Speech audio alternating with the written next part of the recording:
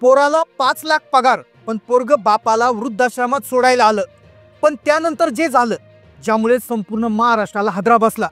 आजकाल मुलं आपल्या म्हाताऱ्या आईबापाला वृद्धाश्रमात सोडतात, पण जेव्हा एक मुलगा आपल्या 70 वर्षाच्या बापाला वृद्धाश्रमात सोडायला गेला होता, तिथे तो फॉर्म भरत असताना असं काही घडलं की ज्याची कुणी कल्पनाच केली नसेल. ही घटना ऐकून तुमच्याही पायाखालची जमीन सरकेल.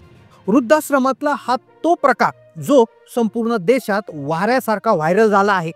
जेव्हा मुलगा आपल्या बापाला वृद्धाश्रमात भरती करण्यासाठी फॉर्म भरत होता, तेव्हा त्याचे वडील आणि तिथले मॅनेजर यांच्यात असं काय झालं, असं काय दृश्य पाय की ज्यामुळे संपूर्ण देशामध्ये या प्रकरणाने खळबळ उडून दिली आहे.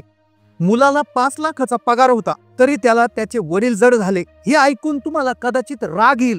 सुरुवातीला या मुलाला तुम्हाला शिव्या देऊ वाटतील, आणि या घटनेच्या शेवटच्या भागात तुमच्या डोळ्यात पाणी आल्याशिवाय राहणार नाही. त्यामुळे जर तुमच्या घरात वृद्ध आई वडील, आजी आजोबा असतील तर हा व्हिडिओ शेवटपर्यंत नक्की पहा.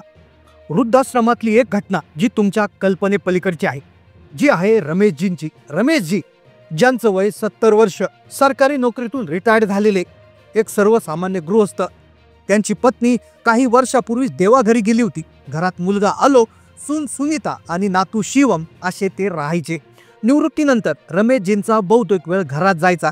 कधी वर्तमानपत्र वाचत तर कधी नातवांसोबत खेळत, असा त्यांचा रोजचा दिनक्रम होता. त्यांची पत्नी काही वर्षापूर्वीच वारली होती. पत्नी असताना घरात वातावरण एकदा चांगलं होतं, पण जेव्हापासून त्यांची पत्नी वारली तेव्हा त्यांचा भार त्यांच्या सुनेवर गेला होता, आणि तेव्हापासून त्या सुनेच्या वागण्यामध्ये अगदी आमूलाग्र बदल घडला होता.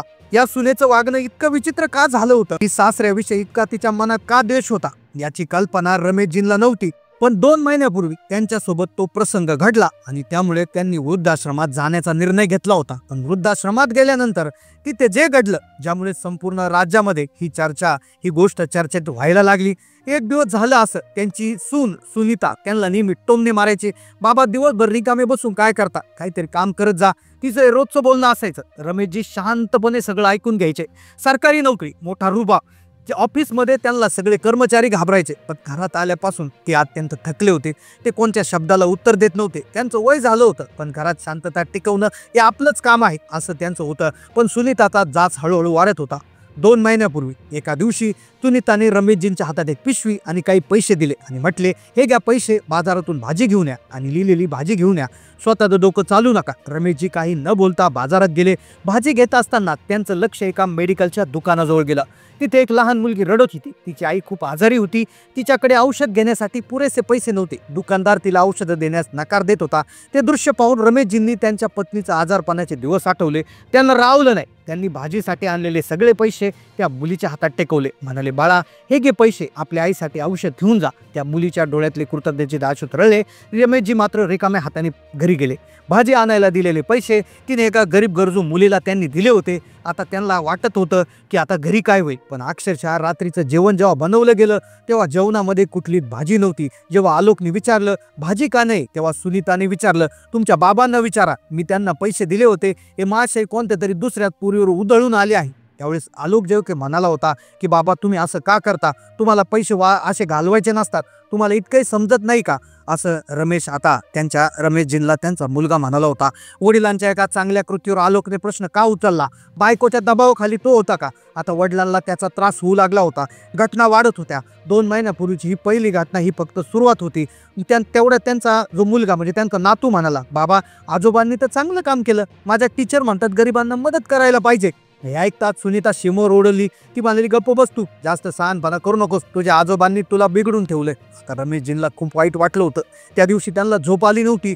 एका दिवशी एका घटनेने परके झालेले रमेशजी, आता त्यांना खूप वाईट वाटत होतं.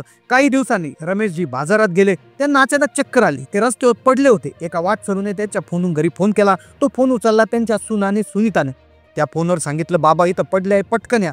ते म्हणाले, ठीक आहे बघते मी, असं म्हणून तिने तो फोन आदळला होता. तिथे लहाना जो मुलगा आहे शिवम तो उभा होता. त्याला आजोबांची किव आली. त्यानं पटकन फोन उचलून तो त्याच्या वडिलांना फोन लावू लागला. तेवढ्यात त्याच्या आईनं फोन उचकून घेतला. ती म्हणाली, जाऊ दे, एवढ्या छोट्या कारणासाठी कशाला बाबाला त्रास देतो. येतीन आजोबा तसेच उठून. हा तो धक्कादायक प्रकार होता. आजोबांना समजलं होतं की आता या घरात आपली कवडी मोल किंमत राहिली नाही. सून तर आपल्याला चांगली पाहतच नाही, पण मुलगा देखील आपल्याकडे अगदी वाईट याने पाहत आहेत. मुलगा देखील बायकोच्या दबाखाली आपल्याची वाईट वागत आहेत.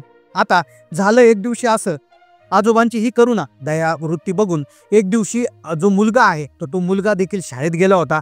शाळेत तिच्या आईने त्याला फी भरण्यासाठी 1000 रुपये दिले होते, पण त्या मुलाने फी भरली नाही असं त्या आईला समजलं. तेव्हा ती त्याला मारत होती असं समजल्यावर आजोबा मध्ये आले. म्हणाले, सुनबाई तुम्ही का मारत आहात याला? तर त्यावेळेस ती म्हणाली, याने याचे फीचे पैसे कोणाला तरी देऊन टाकले. त्यावेळेस त्यांनी विचारल्यानंतर त्या मुलाने सांगितलं की एक मुलगा आमच्या वर्गात असा आहे की त्याला माझ्यापेक्षा जास्त पैशाची गरज होती, मला त्याची दया आली म्हणून मी पैसे दिले. आजोबाई नाही असं करत का? तर असं म्हणल्यानंतर सुनेचा पारा आणखीन चढला. पाहत तुमच्यामुळे हा बिघडलाय असं ती म्हणाली. तुम्ही इथून चालते वा असं देखील त्या ठिकाणी म्हणाली. रमेशजी म्हणाले, थांब, माझ्यामुळे चुकलाय ना तो, तर मी माझ्या पेन्शनमधून शिवमची फी भरतो. घरातली परिस्थिती आता त्या प्रकारानंतर खूपच बिघडली होती. सुनीता आता रमेशजींना फारच बोलत होती आणि तो तिसरा धक्कादायक प्रकार घडला, ज्यामुळे रमेशजींनी वृद्धाश्रमात जाण्याचा निर्णय घेतला. एक दिवशी झालं असं, वीज बिल भरायचं होतं. वीज बिल भरण्यासाठी सुनीतांनी त्यांना त्या ठिकाणी पैसे दिले. म्हणाले, हे पैसे घ्या आणि वीज बिल भरून या. एकही रुपया इकडे तिकडे होता कामा नये, कोणाला पैसे देऊ नका. वीज बिल भरायला गेलो, भरण्यासाठी प्रचंड रांग होती. गर्दीचा फायदा घेऊन कोणतरी रमेशजींच्या खिशातले पैसे चोरले. जेव्हा त्यांचा नंबर आला तेव्हा त्यांच्या लक्षात आलं खिसा रिकामा आहे. त्यांच्या पायाखालची जमीन सरकली. आता घरी जाऊन काय सांगणार? सुनीता विश्वास ठेवणार का नाही आणि मुलगाही आपल्यावर ओरडेल असं त्यांना वाटलं. ते तिथून निघाले. एका बगीच्यामध्ये जाऊन बसले. एका बगीच्यामध्ये प्रचंड वेळ बसले. खूप वेळ ते घरी गेलेच नाही. एका बागेत बसून खूप विचार केला, आता काय करू, कुठे जाऊ? त्यांच्या डोळ्यातून अश्रू वाहत होते. त्यांना आपल्या पत्नीची आठवण येत होती. तू असतीस तर माझ्यावर वेळ आली नसती, ते मनातल्या मनात बोलत होते. अखेर त्यांनी एक कठोर निर्णय घेतला. ते घरी आले. त्यांच्या हातात त्यांच्या पत्नीची एक जुनी तसबीर होती. एक चित्र होतं. ते आलोक आणि सुनीता समोर उभे राहिले आणि थरथरत्या आवाजात म्हणाले, मला वृद्धाश्रमात सोडून या, माझं उरलेलं आयुष्य मी तिथेच काढणार आहे. हे ऐकून सुनीताच्या चेहऱ्यावर एक समाधान होतं. ती लगेच आपल्या पतीला म्हणाली, ठीक आहे, तर बाबांची इच्छा आहे तर लगेच पूर्ण करा, जा सोडून या त्यांना, आपणही शांततेत राहू, तेही तिथं खुश राहते. आलोकला थोडं वाईट वाटलं, पण रोजच्या कटकटीतून सुटका मिळेल आणि बाबाही तिथं व्यवस्थित राहतील असं म्हणून तो तयार झाला. त्याने वडिलांना काही विचारलं नाही, त्यांना थांबवण्याचा प्रयत्न केला नाही. दुसऱ्या दिवशी सकाळी आलोक आपल्या वडिलांना गाडीत बसून वृद्धाश्रमाच्या दिशेने निघाला. गाडीत वडील आणि मुलगा दोघंही शांत होते. दोघांच्या मनात विचारांचं वादळ सुरू होतं. त्यांना माहिती नव्हतं वृद्धाश्रमात तो प्रकार घडणार होता. अखेर तो दिवस उजाडला होता. वृद्धाश्रमात ते पोहोचले. आलोक फॉर्म भरण्याच्या कामाला लागला. त्यानं पाहिलं की वडील तिथल्या एका व्यक्तीशी बोलत होते. त्याला वाटलं वृद्धाश्रमात आपल्या वडील एका कोपऱ्याला कुठेतरी बसून घेतील, पण तिथे घडलं वेगळंच. ते एका तिथल्या व्यक्तीशी बोलत होते. तो व्यक्ती तिथल्या याचा मॅनेजर होता. त्याला प्रश्न पडला होता की आपले वडील याच्याशी कसं काय बोलत आहे? ते पहिल्यांदाच ते वृद्धाश्रमात आले आहे, तर त्या मॅनेजर बरोबर त्यांची ओळख कसं काय झाली? त्याने काय केले का कर्मचाऱ्याला विचारलं. त्याने कर्मचाऱ्याला विचारले, हा व्यक्ती कोण आहे? कर्मचारी म्हणाला, ते मॅनेजर आहेत, आमचे साळवे साहेब आहेत. आलोकच्या मनात आता शंकेची पालचक तुटली. माझे वडील या मॅनेजरला कसे काय ओळखतात? आलोकने फॉर्म भरला. वडिलांना त्या खोलीपर्यंत सोडून तो निघाला लागला. त्याचं मन त्याला खात होतं. त्याने थेट मॅनेजरच्या केबिनमध्ये गेला आणि तिथे त्याने प्रश्न विचारला, माफ करा, पण तुम्ही माझ्या वडिलांना कसे ओळखता? ते इथे पहिल्यांदाच आले होते का? तेव्हा साळवी साहेब हसले. ते म्हणाले, तुमचे वडील इथे पहिल्यांदा आले असतील, पण या जागेसोबत त्यांचं नातं खूप जणू आहे. आलोक गोंधळून म्हणाला, म्हणजे मला काही समजलंय. आणि अखेर मॅनेजरांनी ते रहस्य उघडकीस केलं. मॅनेजरांनी एक दीर्घ श्वास घेतला. सांगायला सुरुवात केली, आलोक, हा फक्त वृद्धाश्रम नाही, तर याच्या बाजूलाच आमचा एक अनाथ आश्रम सुद्धा आहे. आजपासून जवळपास 30 वर्षापूर्वी तुझे वडील रमेशजी या अनाथ आश्रमात नियमित यायचे. तिथल्या मुलांना खाऊ खेळणी कपडे घेऊन यायचे. त्यांना स्वतःचं मूल नव्हतं. त्यांनी आणि तुमच्या आईनं एका लहान मुलाला दत्तक घेण्याचा निर्णय घेतला होता. हे ऐकून आलोकच्या हृदयाचे ठोके वाढले. तो श्वास रोखून ऐकत होता. मॅनेजर पुढे म्हणाले, हा एक शब्द आलोकाच्या कानावर हातोड्यासारखा पडला. त्याच्या पायाखालची जमीन सरकली. डोळ्यासमोर अंधारी आली. त्याला सगळं काही आठवू लागलं. वडिलांनी त्याला सायकल शिकवताना मग गेलेला त्याचा तोल, त्याच्या शिक्षणासाठी घेतलेलं कर्ज, त्याच्या हट्टापायी त्यांनी अनेक वेळा त्याची इच्छा मारणारे त्याचे वडील. आज कळलं त्याचे वडील हे फक्त वडील नव्हते, तर त्याच्यासाठी देव होते. एका अनाथ मुलाला आपलंसं करून त्यांनी स्वतःची ओळख दिली. तो धावतच गाडीकडे गेला. घरी पोहोचल्यावर सुनीताने म्हणाली, काय सोडून आले का म्हाताऱ्याला? आता मोकळा श्वास घेऊ. आलोकने तिच्याकडे पाहिलं.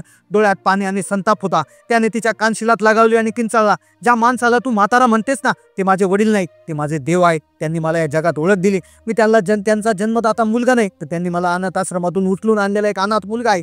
सुनीताला धक्का बसला. तिला आपली चूक कळली. तिला कळलं की ज्या माणसाचा ती अपमान करत होती त्या माणसाच्या पतीवर तिने किती उपचार केले होते. आलोक, सुनीता आणि शिवम तिघेही धावत वृद्धाश्रमात परत गेले. आलोकने वडिलांच्या पायावर डोकं ठेवलं. तो ढासा रडू लागला. बाबा, मला माफ करा, माझी खूप मोठी चूक झाली. रमेशजींनी त्याला उचलून छातीशी लावलं. त्याच्या डोळ्यातही अश्रू वाहत होते. अरे, तू माझा मुलगा आहेस. रक्ताच्या नात्यापेक्षा प्रेमाचं नातं मोठं असतं. त्या दिवशी आलोक आपल्या देवाला वडिलांना घरी घेऊन आला. आपण mother's day, father's day social मीडियावर मोठे मोठे स्टेटस ठेवतो, पण खऱ्या आयुष्यात आई वडिलांना किती सन्मान देतो या घटनेतून ती समजण्यासारखं आहे. आई वडील हे देवाची देणगी असतात. त्यांनी आपल्याला जन्म दिला असेल किंवा नसेलही, पण त्यांनी आपल्या वाढवण्यासाठी जे कष्ट घेतला त्याची परतफेड आपण कधीच करू शकत नाही. त्यामुळे त्यांचा आदर करा, त्यांना प्रेम द्या, कारण ते आहेत म्हणून आपण आहेत. घटना कशी वाटली कमेंट करून कळवा. चॅनलला नवीन असतात सबस्क्राईब करा. धन्यवाद.